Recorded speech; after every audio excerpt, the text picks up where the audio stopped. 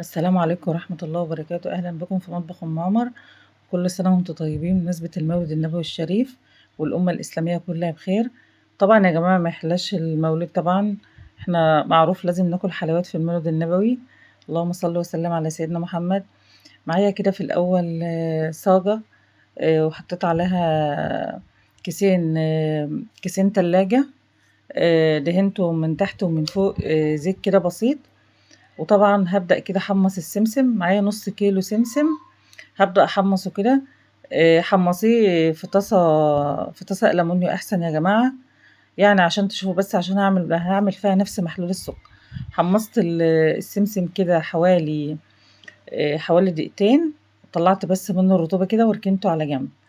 هبدأ كده نص كيلو سمسم، سواء سمسمية أو حمصية أو فولية، نفس المقدار. تمام، يبقى النص كيلو ليه كوباية ونص سكر، نص كوباية مية. تمام.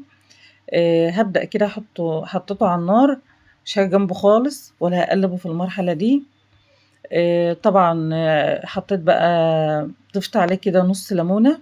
طبعا ما كانش عندي ملح ليمون، لو عندك ملح ليمون حط ربع معلقة بس، فالمتاح كان ليمون عادي، مفيش أي مشكلة خالص. ضفت عليه نص ليمونة. وبعدين بقى بحط فانيليا عادي. بحط معلقة عسل كلوكوز كبيرة.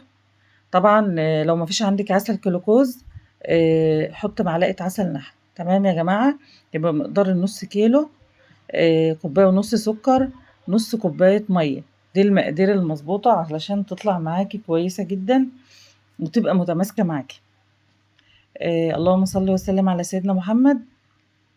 طبعا انا بهدي النار نص نص، ما ينفعش نعلي على النار علشان طبعا السكر هيتحرق معاكي بسرعة. بعد طبعا ما ضفت نص معلقة عسل كلوكوز اهي، فهسيبه بس حوالي 10 دقايق على النار. يعني يعني بتهدي النار نص نص كده وتكون هادية معاكي، وبتسيبيه 10 دقايق. في المرحلة دي بقى تكوني واخدة بالك وواقفة معاه، على أساس اللي أنا مثلا إيه هعمل له اختبار أهو. بدأ بس يدي اللون معايا البني ده شوية، هجيب كوباية مية عادية خالص وبحط فيها ربع معلقة من المحلول ده. ولو اتكسر معاه زي ما انت شفتيه كده في الفيديو، يبقى خلاص هو كده نجح معاكي.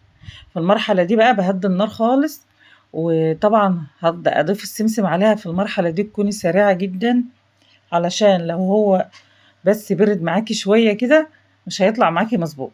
تمام. طبعا في المرحلة دي كنت سريعة جدا علشان أقلب السكر.